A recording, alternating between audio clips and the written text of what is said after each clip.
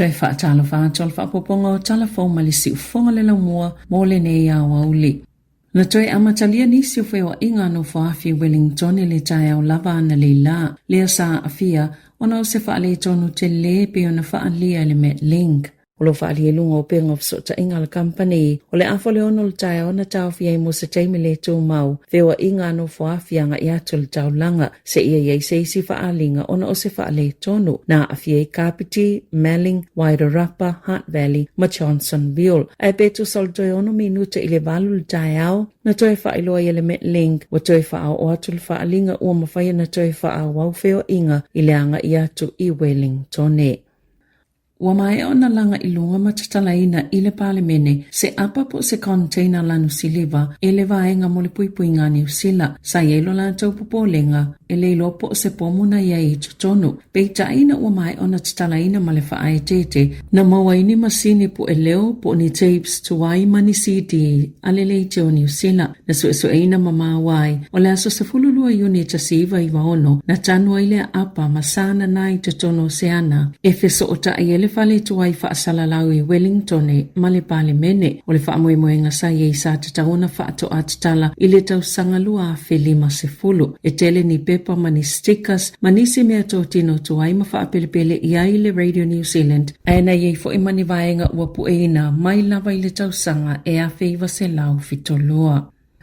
Na toi suia se fai unga se company inisiua. Lea sa le talia ina mua mua ile talo sanga se tau le lea na sa lia se isi ta avale le taimina ia tu ua ile paka o ta avale. O le mafua anga na te ena ia le company inisiua le talo sanga mo le whainga le ta avale na leanga o na e whaapesa o na le ave ta avale. Sa ile tau le lea ile papia ia yuni le tau sanga taluai. Pio na whaalia le au nanga e ave iei whaaseamo mta uptau tupe. Le wha sa si la. Sa tau mawhaini pupia se lua i se umi i tū lama le kuata e au noma se tau mafa. O le taimina ia tu oile paka o ta avale na sasali atu e ma se ta avale na latane. Sa ia ave wha maumau le tangata e ana le ta avale lea na whaina. O na anga ile momoli sana uo ile fale, ma anga ia ilo na fale. O le ta avale na malangai o se ta avale le company. Ma sa whai alo el falfai ngalwenga le tala sanga mo le inisiua. O le tala le tau le lea na o le lua na pia na tau mafa. Na te ena le company inisiua le tala sanga mawhina ue whaapesa o na le tau le lea. Na avel whaasea a le tau le lea i le whaasa si la. E whaapea le taitai lavo na ia avea se ta avale pea o vato ma le tapulaa. O le ava malo si whaatangaina. Mai le tala whea ngai le whai unga ua te e nai le talo sanga lana whalawhai ngalwenga. E le isa su e ngau lana maa nawa na whaia. E le i awai fo ini leo leo i le mata upu. Pe whaapea tu fo i ua o na mai le mawhai o na ave ta avale. Na whaalia le whaasala si. E te tau na umia ni whaamaoni ngol whaasua avao le ave ta avale. O na whaato a te ena leo le talo sanga.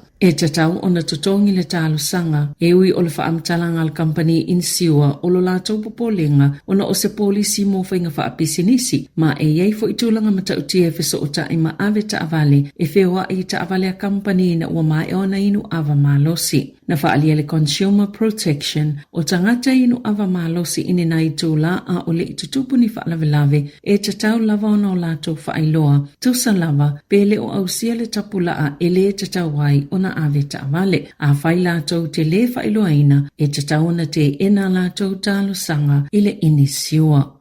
Na whaailoa le popole o Samaita i New Zealand sa mawhai ona maua lona ta mamoni mai le Sosanis Company e su e nai le DNA po le vaenga i longo fietanga tata ito tasi. Ona o le ua whaailoa i le company ua ngau. Ma ua ia whaaleo i nai ma se lapata inga i le lamatia o whaamaumonga patino o tanga tata ito tasi o lo umi e le company. Na whaasila sila le 23andMe watu ina atu le talo sanga ina ia aloa ia le ngau le company le asonga fua. Ma ua sa ili fo i se isi company e nate whaatawina. Ewi ua folafola le 23andMe e pui malu i whaamaumongo o tangata i teimio la whaanga solo aile iei o le pisinisi le atulanga whaale tonu e ua fautua ina le lo ia Silia California tangata ina ia mawhau pe ua tatauna ta pea la tau whaamatalanga o lo o iai. Na ta ua Rebecca Hamilton o New Zealand o se company ta ua mo ia ina ua ia sa ilia lona ta mamoni o le teimine o lo unga lue o ia o se lo iei Washington ai o le whailo loa le company ua ngau matu inatu isaisi company o se mata upuonga o ngatele pe ona whaalia Hamilton o na whaamamongo tangata i o loo iai o le amawhai ona whaatawatu.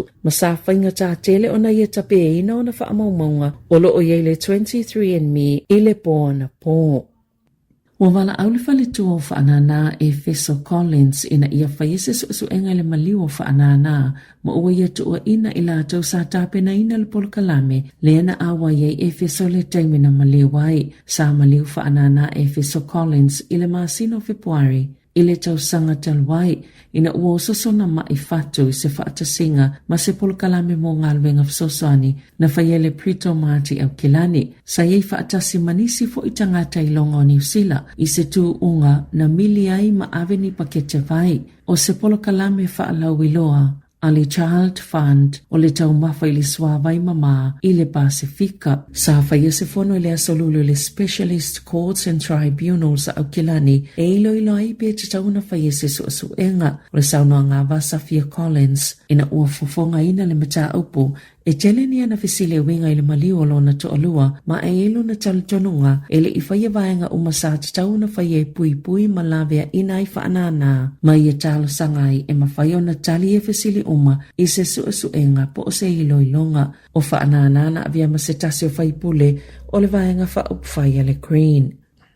E tatau i se kampani e iai whale no fumaututongi e kala estete ona tutongi se tupe lata ili se fulufaa fitala ona iti inga ona le saunga le mo le fale ma le muli ito la fono e sa yetu ua ilava ni tangata e nofo mau tutongi ai na faatonuina le Trot Dairy Limited ili Tenancy Tribunal ina ia toi tutongi le se fulua fitala o tupe o le nofo mau tutongi po le rent ma se sala e tolu a fefase lau tala faape matau o le faamsinonga e fase lau luas fulfitu tala na amataina le matanga alwenga o pisinisi whaafotunga o ma e fau mga alwenga le suenga i le whale lea i Bishop Dale i aiu lailu a whelua tolu. Ina ua maua ni whamatalanga mai le pule ngā nu ua kalai estete na maua le vaenga sueni whaale tonu e au fiele whao ngā e le tusai malitu la fono o le whale ta avale ma se whale enono fwai tangata o pupui le pui ma le wha alo sa sawa tu i ele malamalama o le la le lava whaailo asu tutulu manisi lava o whaafitauli e le ngata ilea e telefo ini whaale tono i fafo na ngase tangata na nonofo ai o na ulutulanga whaale tono le whale e whaase fulu ni whale nofo maututongi le Trot Dairy Limited i kalai estete. Ua whaamani ala kampani lava le Jeans West ua le mawhai lava na whaawau ma le atapuni ana whale olo e silia ma le iwa se fulu i te tono au se talia. Ua lima tau sanga o tau mawhai e whaasau le kampani pe tai ua whai titia lava tupe whaalua tangata whaatau ona o le tonga tau le tau o le soifuanga. Ua li ipotia le o toi mamawa e amata na whaatau watu ana whale oloa e silia ma le ono se lau tangata whainga alwenga i whale oloa le Jeans West ma na whaavaina i au se talia o le ulua i whale oloa na Tala i Perth i le tausanga tasiva fitulua na whaatawina le company Hong Kong o le Glorious Sun i le tasiva i wawha a le toi whaatawina atu le company le Housey Limited i le lua fese fitu. Na Sāmoa President Donald Trump o le United States o se whaale tonu tupu whaafuasei le ana se ai ona iai masetu si Tala i tala noa ngai le jet anisi o sui pito si ni o le malo sa tala noa i o sofa inga i lungo le e ai whaia Yemen o lo o whaawa una langlango ina pe Trump lana vae ngai nafa ma le puipuinga o le atono o eui ilea whaale tonu tele na whaeloi se li po tala whaatono le mekasinia le Atlantic o Jeffrey Goldberg le tala noa ngai lungo le Apple Signal e fi whaasoa i malafo ini fi autostosia o whaamatalanga matala noa ngai winga i o sifa inga le Houthi le ai langolango ina Iran sa au fini sil pule ngai au fia malwhailau tu sil puipuinga Pete Hegseth o le Sui President J.D. Vance ma Mike Waltz le faufautua le malo mo le puipuinga o le saunoanga Trump e le o se whaale tonu o ngonga tele ma ua o a oina e Waltz se le sona mai le whaale tonu ai o se tangata le tele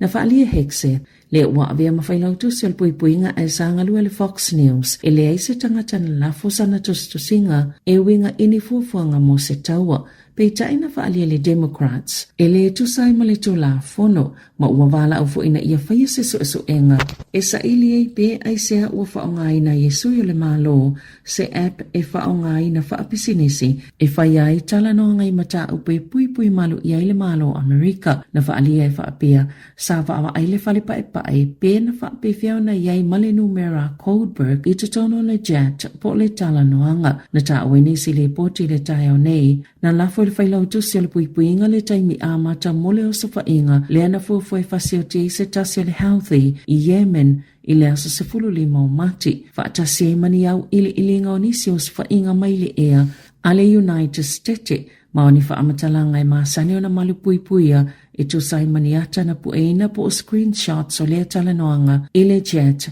ele the Atlantic sa te e hexet na te le ilafoina ia fuafuanga. Tala fauia malisi ufonga le laumua mo le ne au auli.